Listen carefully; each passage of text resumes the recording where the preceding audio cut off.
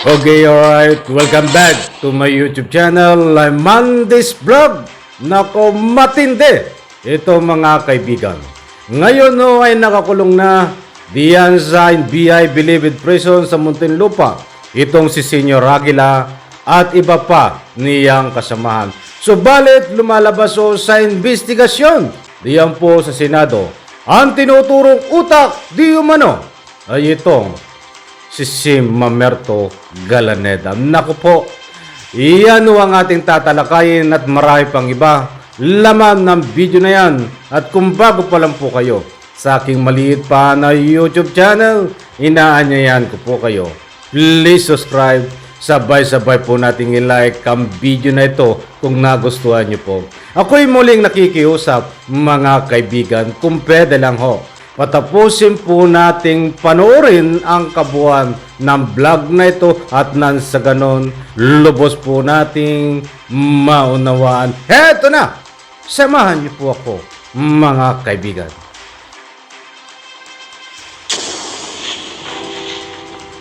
Ibig sabihin, yung utak ng organisasyon na ikaw nagbibigay ng mga instruction kay Kilario kung anong sasabihin. So, yes, Mr. Alam Chair. mo, Senator Risa, kayong apat, makinig kayo. Yung lahat ng mga nangamatay ng bata, namatay dahil sa kapabayaan, kung pareho sila ng sitwasyon ni Randolph, yung parents, na hindi pwede ibaba dahil pinipigilan ninyo. The blood of these children are on your hands. Ha? Ako, sabihin ko na, hindi ako judge.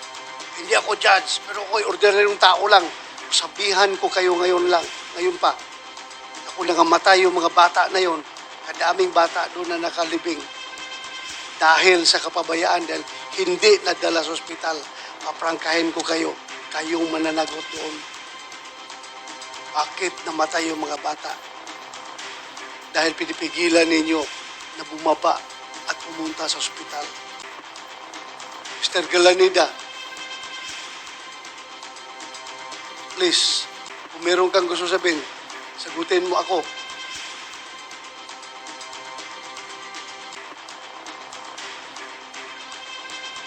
Mr. Chair, please.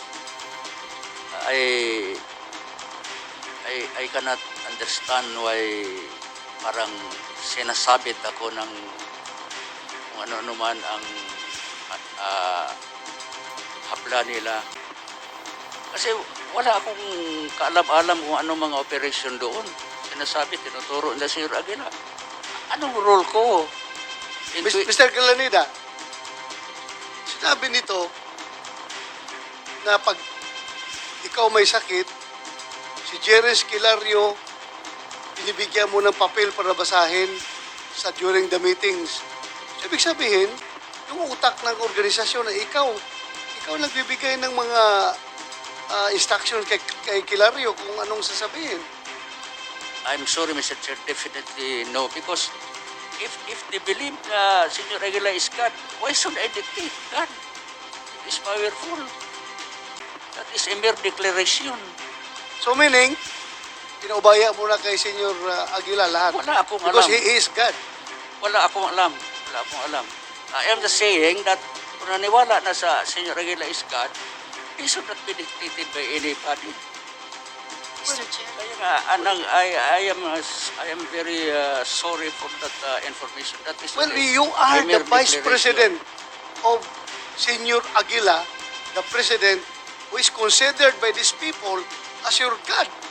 So meaning, naniniwala ka rin na God Hin- si Presidente mo. Hindi po. Hindi po. ka naniniwala. Hindi po ako naniniwala. Ang God ko is lang God the Father. So bakit mo siya sinusuportahan? Your Honor, in 2020, si Senyor Aguila, isa lang membro. Ang kuwan doon na yung sister-in-law ko. Kaya nga, bakit siya naging Presidente?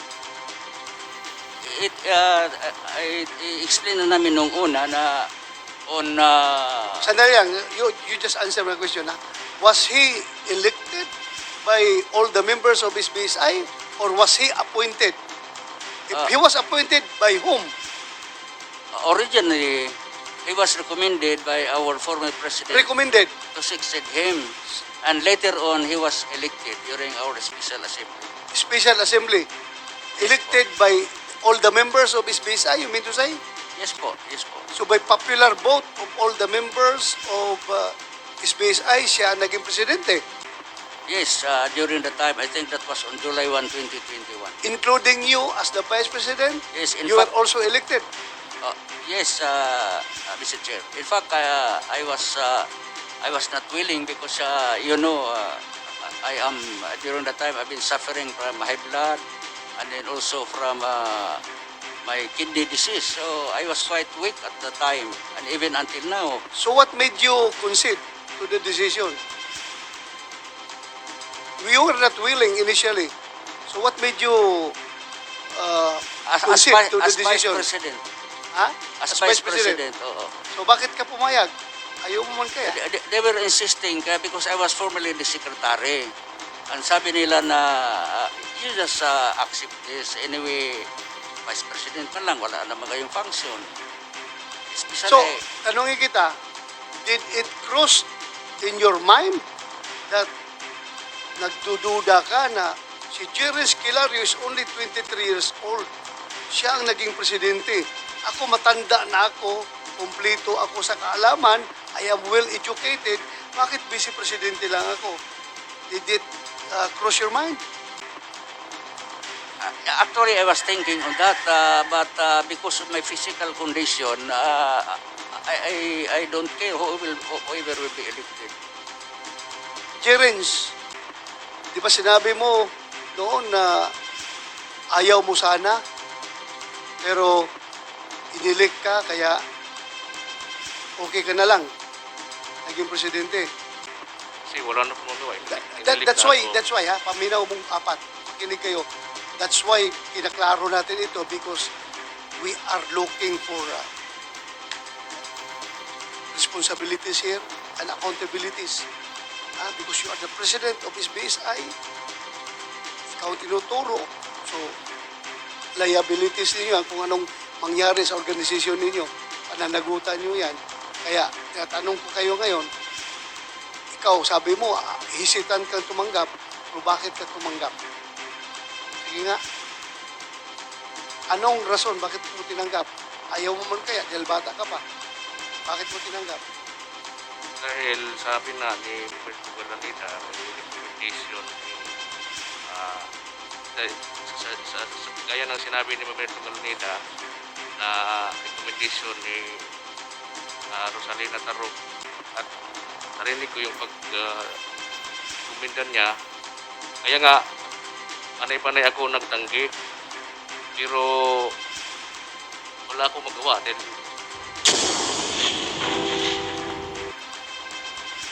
Okay, alright. Nako po, matindi na naman mga kaibigan itong ating tatalakayin.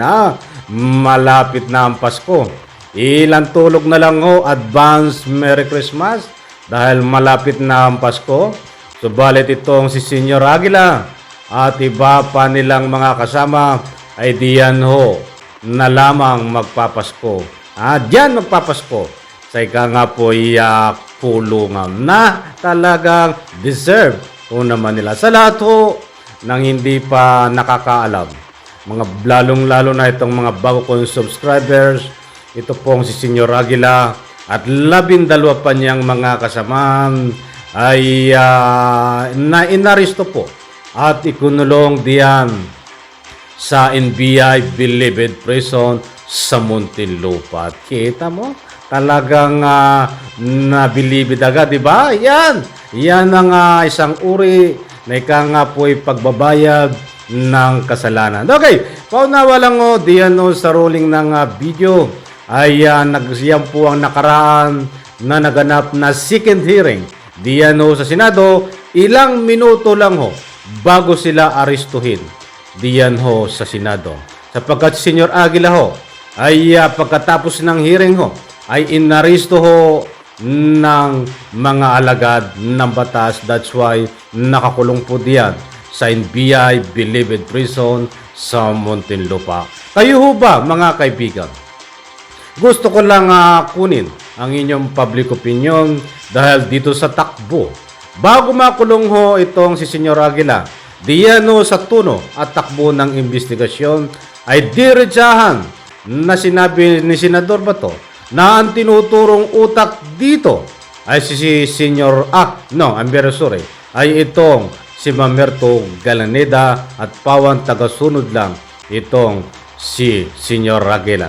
Naniniwala po ba kayo na kahit nakakulong na itong si Senyor Aguila ay ang tinuturo talagang utak ay itong si Mamerto Galaneda? Kung ano man ang inyong mga salobin public opinion, diyan no sa comment section ay inaanyayahan ko po kayo. Huwag po kayong matakot, karapatan nyo na magbigay po ng public opinion. Sapagkat hindi ako ang may sabi. According ho sa ruling ng video, diyan no sa ika nga po naganap na sinitiring ay maliwanag pa sa sabaw na ika nga po mainit na ang tinuturong utak di umano ay itong si Mamerto Galaneda. Iyan po ang pagtatapos ng Senate hearing. Batang abangan po natin sa naganap po ng Senate hearing. Ni isa po ay wala pang recommendation ang Senado kung ano ang dapat ikaso. At ito pong mga kaso na lumabas ng warrant of arrest, yan ay dating kinaso na po. Hindi pa po nag-hearing. Ang Senado ay may kaso na po. Yan po yun na ika nga po'y kinakaharap nila diyan sa kulungan. But dito mga karagdagang kaso na naganap diyan po sa Senate hearing ay wala pa pong recommendation itong Senado kung ano ang dapat pang idagdag na kaso. Datapot sa punto pong ito nililinaw po natin. Dito maliwanag no ang lumalabas sa pagtatapos ng hearing ay itong utak ng tinuturo ay si Mamerto Galaneda. Batabangan po natin ito. Ito nga ba ay ang ituturong utak mismo ay si Mamerto Galaneda? Yan po ang kabang-abang. Mahaba po itong ikang pagsubaybay natin dito. But ang kaabang-abang po dito ay maparusahan kung sino ang talagang utak. Kung ang utak talaga dito ay si Senyor Aguila, so walang problema. Ay kung siya talagang utak. Kung ang utak ay dito ay si Mamerto Galaneda, so walang problema, siya ang utak. Ang gusto nating ipunto ay lumabas ang buong katotohanan. At kahit sila ay nakakulong na ngayon, hindi pa rin ligtas kung ano man ang dapat ikaso sa kanila na karapat-dapat na karagdagang kaso na yan po ay recommendation dapat na ika nga po'y Senate hearing.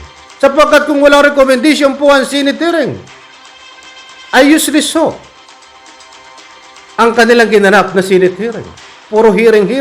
Wala namang naikaso. Kaya't abangan po natin kung ano ang recommendation nila, kung ano pa ang karagdagan na dapat ikaso dito kay Senyor Aguila, Mamerto Galaneda at iba pa nilang kasamaan. Okay, alright. Ito po muna ang ating maiksing vlog at maraming salamat ho sa lahat ho ng hindi nag-skip ng ads. Maraming salamat ho sa lahat ho na nagbibigay ng like. Maraming salamat po ha. Public opinion, huwag po kayong mahiya matakot. Karapatan nyo po. Pagpalain po tayo lahat, sabay-sabay tayong pumalakpak. Bye-bye.